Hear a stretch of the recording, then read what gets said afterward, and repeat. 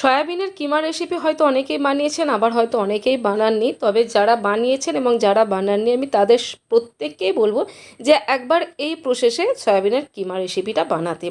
এই প্রসেসটা এতটাই ইজি যে যে কেউ বানাতে পারবে এবং টেস্ট হয় মারাত্মক। যতক্ষণ না বানাবেন ততক্ষণ বুঝতে পারবেন না। তাই চলুন কিভাবে বানিয়েছি প্রসেসটা দেখে নিন। তো আমার চ্যানেল হাঙ্গার কেপ ডিলাইটে আপনাদের সবাইকে স্বাগত। প্রথমে আমি এখানে সয়াবিন নিয়ে নিয়েছি 200 গ্রাম। আমি সয়াবিনগুলো প্রথমে ঠান্ডা জলে সোপ করে নিয়েছি। মোটামুটি আমি এখানে আধা ঘন্টা পৌনে 1 ঘন্টা মতো রেখেছিলাম। সয়াবিনগুলো খুব ভালো মতো ফুলে গেছে।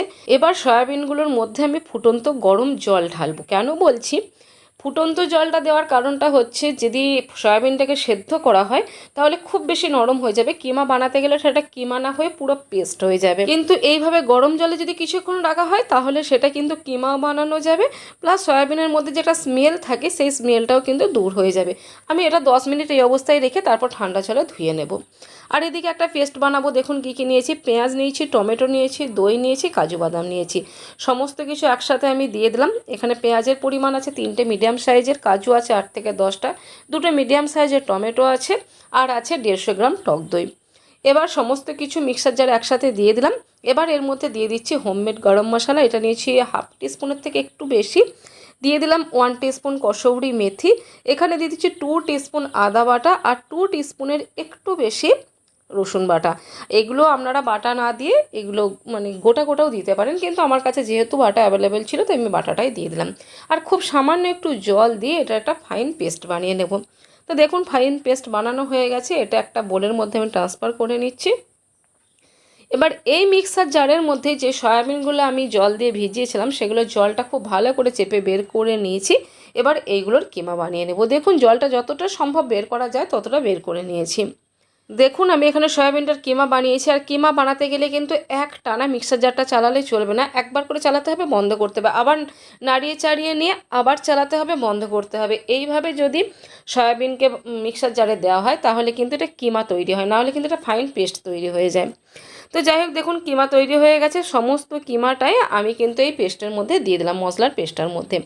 এবার এর মধ্যে কিছু স্পাইসেস অ্যাড করবো। স্পাইসেসের মধ্যে কী কী দিয়ে দিলাম, এখানে 1 টেবিল স্পুন দিয়ে দিলাম ধনে গুঁড়ো, দিয়ে দিলাম 1 টিস্পুন লঙ্কার গুঁড়ো, 1 টেবিল স্পুন দিয়ে দিলাম কাশ্মীরি লঙ্কার গুঁড়ো, 1 টিস্পুন দিলাম জিরে গুঁড়ো, হাফ টিস্পুন দিলাম হলুদ গুঁড়ো, আর এখানে 1 ল্যাডেল মতো দিয়ে দিচ্ছি তেল। এটা সর্ষের তেলও ইউজ করতে পারেন অথবা সাদা তেলও ইউজ করতে পারেন। আমি সাদা তেলই ইউজ করেছি। আর দিয়ে দিলাম পরিমাণের থেকে একটু কম লবণ, কারণ লবণটা পরেও অ্যাড করা যাবে, তাই এখনই আমি পরিমাণ মতো লবণটা রাখলাম না।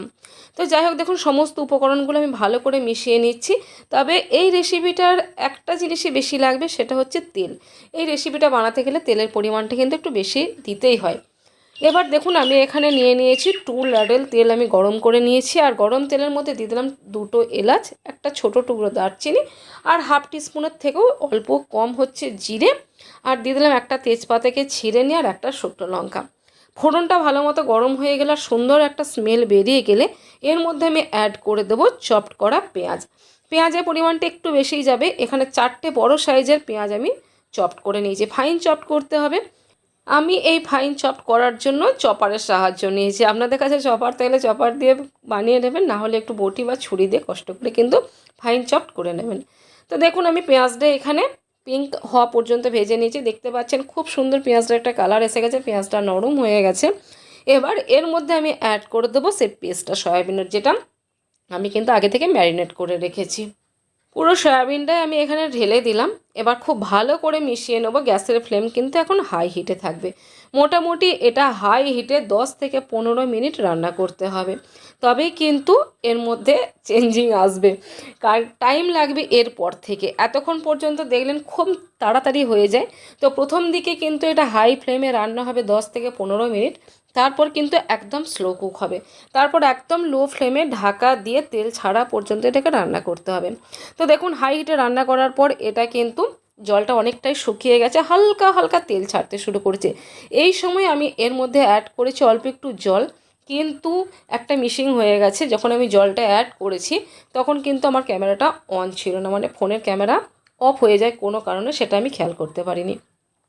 তো যাই হোক দেখুন জল দেওয়ার পর আমি এটাকে 15 থেকে 20 মিনিট একদম লো ফ্লেমে রান্না করেছি। আর লো ফ্লেমে রান্না করার পর দেখতে পাচ্ছেন এটা থেকে কিন্তু তেল ছেড়ে দিয়েছে খুব ভালো মতো, মানে এটা খুব ভালো মতো কষানো হয়ে গেছে আর এটা রেডিও হয়ে গেছে। আপনারা যদি চান এই টাইমে কিন্তু এটাকে নামিয়ে দিতে পারেন, কিন্তু আমি তো এতটা পাতলা এটাকে রাখবো না, এটা আরেকটু থিক বানাবো, সেজন্য এটা কিন্তু এবার আমি হাই ফ্লেমে একবার ঢাকা দিয়ে একবার ঢাকা খুলে এইভাবে রান্না করব। আর প্রথমে আমি লবণটা একটু কম ইউজ করেছিলাম, পরে সেজন্য একটু লবণ ইউজ করলাম, আর এখানে 1 টিস্পুন আমি চিনি অ্যাড করলাম। এটা টেস্টটা ব্যালেন্স করবে, মিষ্টি ভাব কিন্তু আনবে না। তো দেখুন লবণ আর চিনি দিয়ে আবার ভালো করে আমি মিশিয়ে নিয়ে আবার ঢাকা দিয়ে এটাকে রান্না করছি।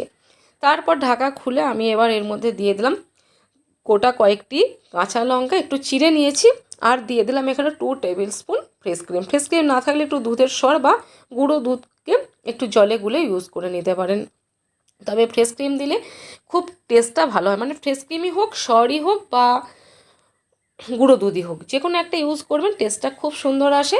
এবার ঢাকা দিয়ে এটাকে আর কিছুক্ষণ রান্না করে নেব। আমি মোটামুটি হাই ফ্লেমে এটাকে 2 থেকে 3 মিনিট মতো রান্না করে নিয়েছি, আর এটা দেখুন পুরোপুরি রেডি হয়ে গেছে, কালারটা কিন্তু খুব সুন্দর এসে গেছে।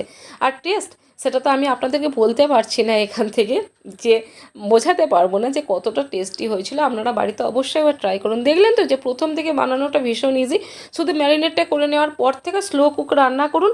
আর হ্যাঁ, আপনি এই রান্নাটা করতে করতে বাকি যা যা কাজ থাকবে সেটাও সেরে নিতে পারবেন, কারণ যেহেতু স্লো কুক রান্না হবে, এটাকে শুধু মাঝে মাঝে এসে একবার করে নাড়াচাড়া দিয়ে না।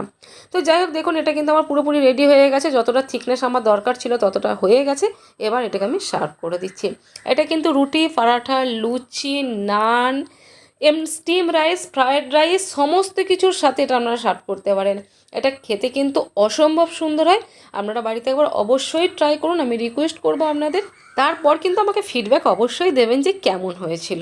তো যাই হোক আজকের রেসিপি আপনাদের কেমন লাগলো সেটা অবশ্যই কমেন্টে জানাবেন। ভালো লাগলে একটা লাইক করে দিয়ে যাবেন, নতুন বন্ধু হলে চ্যানেলটা সাবস্ক্রাইব করে পাশে থাকবেন। ফেসবুক থেকে দেখে থাকলে অবশ্যই পেজটাকে ফলো করে দেবেন। তো বন্ধুরা আজকের মতো বিদায় নিচ্ছি, আবার দেখা হবে নেক্সট রেসিপিতে। ততক্ষণের জন্য সবাই ভালো থাকুন, সুস্থ থাকুন, সাবধানে থাকুন। টাটা।